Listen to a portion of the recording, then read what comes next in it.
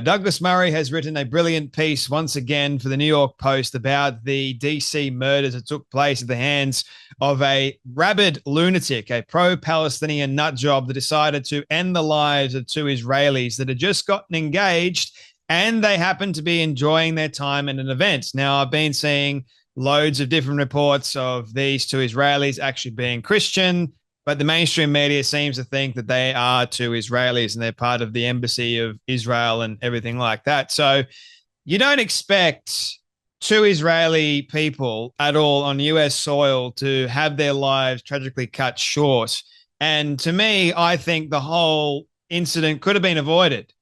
Could have been avoided. But the whole Free Palestine chant has become synonymous with now. The whole attack that took place at the hands of this pro-Palestinian nutjob, that goes to show you just the amount of hateful rhetoric, the anti-Israel propaganda that is being spewed.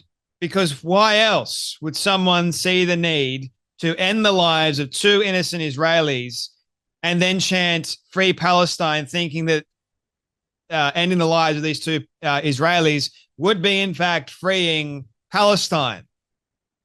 See, the problem that we've got, as Douglas Murray points out in his brilliant article that we're about to read, the anti-Israel propaganda is so rabid at the moment that you've got loads of these people that are willing to carry out murder, that are willing to end the lives of people that are Israeli because they feel that their plight is a righteous one, freeing Palestine.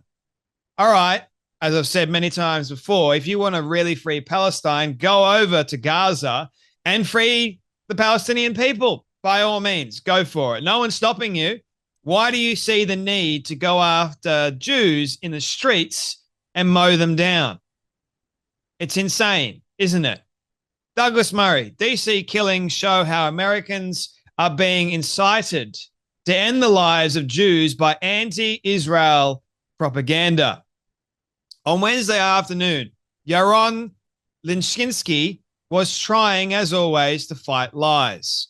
On social media, he could be found pushing back against just one of the many big lies spread every day about the Jewish state. Specifically, he was commenting on the UN report, which garnered headlines around the world. This was completely lying. Untrue report from Tom Fletcher, UN Undersecretary General for Humanitarian Affairs, that 14,000 Gazan babies were likely to die in the next 48 hours unless aid reached them. And speaking of aid going into Gaza at the moment, I have seen videos. Don't know about you, but I don't know if you can verify these videos at all. Once again, it's just you're at the mercy of propaganda from both sides, but it seems to me that Hamas in particular is very proud about their propaganda machine, to be honest. But they are seen going to all of the aid trucks and stealing all the aid and then selling it off. So not actually giving it to any of the Palestinian people. How do we know that any of the aid is actually going to the Palestinian people, the ones that actually supposedly need it? How do we know that it's going to them? Oh, you're more than happy to cry and say that 14,000 Gazan babies are likely to die in the next 48 hours unless we get aid to them. But how do we know that the aid is actually going to reach these 14,000 babies that you speak of? Mr. Fletcher's claim ignored every reality on the ground. The reality includes the fact that when aid trucks, including UN aid trucks, enter Gaza, they tend to be hijacked by, like I mentioned a moment ago, who then use the aid for their T-word organizations or sell it at a hiked up rate to the Gazan citizens it is meant for. Reputable news organizations like the BBC spread the lie around the world. For days, they have been ramping up their coverage of Gaza, always on a mission to claim that Gaza, above any other story on earth, needed to be the subject of media and international pressure.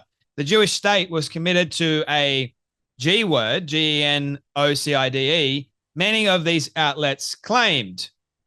On Wednesday, the UN retracted its own report, but not until they had sent that brutal, brutal lie all over the world. Yes, we definitely trust the United Bloody Nations because they can always be seen to be trustworthy, right? I think the UN or the World Health Organization recently did a pandemic report.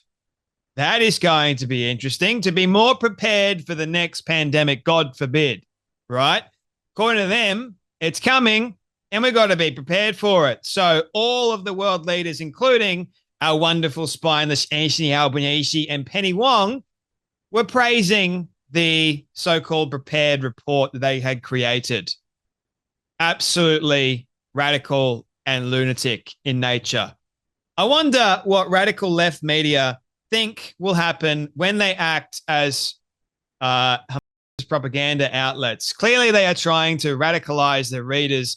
And guess what? It works. On Wednesday evening, Yaron Linshinsky was with his girlfriend, Sarah Milgram, and other attendees in an event in Washington, D.C.'s Capitol Jewish Museum.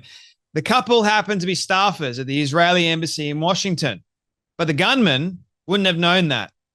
Elias Rodriguez, 31, had hidden a gun outside the event and simply wanted to end the lives of Jews.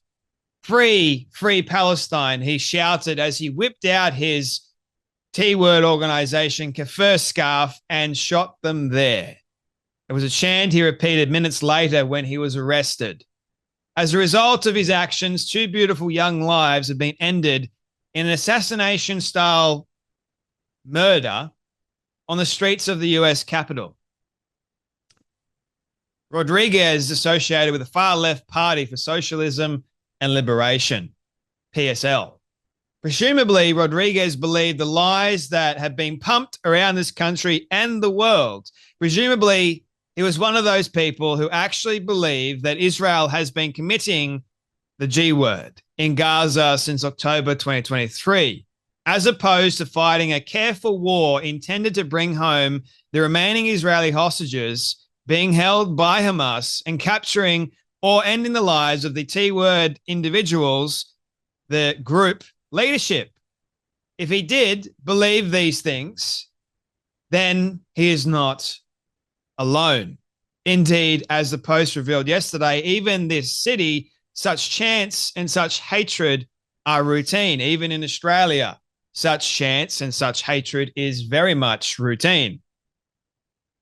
The same day that Rodriguez ended 2 young lives, students at Columbia University's graduation also chanted that insane and ignorant chant of free, free Palestine, the one that has become synonymous with actual terror.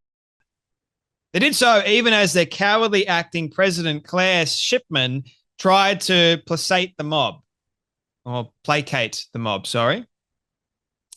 I know many in our community are mourning the absence of our graduate, Mahmoud Khalil. You've got to be kidding me, she said, referring to the Columbia protest leader who has spent the last 2 years trying to halt normal life on Columbia's campus amid a claim that Columbia is somehow involved in the G word in Gaza.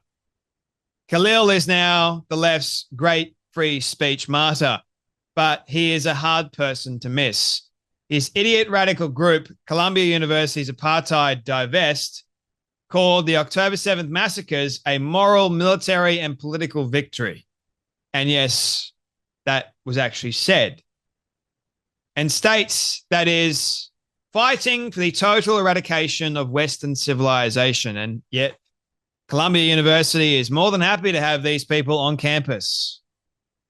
One of the people to graduate Columbia on Wednesday was Moshen Madawi, who for the past 19 months has led students in chants to globalize the Intifada. What did such groups and such individuals think about the consequences of their actions? When they chanted to globalize the Intifada, they meant exactly what Rodriguez did. They meant, and they mean, that the targeting of Jews by acts of should be brought from the Middle East here to America. For the past year and a half, many people, Jewish and non-Jewish, have warned about the escalation in anti-Jewish and anti-Israel activism in this country. We have warned about the radical leftist groups and the radical right-wing commentators, such as Candace Owens, as we know, who have had a field day appealing to the moral base human bigotries. When these people were accused of blood libels, many of them decided to look into the claim and then tell their following that Jews were in fact busily ending the lives and using the blood of Christian children in the Middle Ages. When people said they sounded like they were celebrating a death cult, they showed that they were proud of it. The streets of DC, like the streets in this city, or of this city, sorry, have resounded for 19 months a chants calling for the annihilation of the Jewish states and the king of Jewish people. It was allowed to go on despite the fact that no similar incitement would ever be allowed in this country against any other group. Rodriguez does not appear to be a radical Muslim. He is someone who has been radicalized in America by radical leftist groups that believe in ending the lives of Jews that makes them ethical people by ending the lives of Jews, right? Now, radical groups in this country, often backed by Iran and Qatar, are praising him. We'll get to that in another video, believe you me. One regime papers in Qatar have already called a few more people like Rodriguez. Yaron Lashinsky and Sarah Milgram spent their last day on earth trying to fight the lies and the hate. They love this country and said so often. Whether America sides with the victims of this heinous act or with the culprit will tell us a lot about where America is heading or where the West is heading as a whole. And to be honest, what I've been seeing of late after this news story broke, we have Pam Bondi and the prosecutor. They're going to be seeking the death penalty. This is a death penalty sort of case. And I would have to go, yes, there are consequences to one's actions. And especially if you're taking the lives of two people and it was an actual terror incident, a hateful attack on two innocent lives, yes, you should be tried for the death penalty in America. Or not just in America, but anywhere in the world. But we shouldn't be having to pay for someone like this to exist. Just pointing that out. Because they don't deserve to breathe the same air that we do. Oh, Jay, what about forgiveness? Yeah, you can forgive them, but there's still consequences for their action. Forgiveness doesn't mean forgetting and then just going, oh, that's it, that's done. There's no more consequences. Forget it. No. I'll forgive, and then you can suffer the consequences to your actions. That's my personal standpoint. You guys can disagree with me if you want. But anyway, that's enough from me. You guys take care. Be blessed. And I'll see you all in the next video.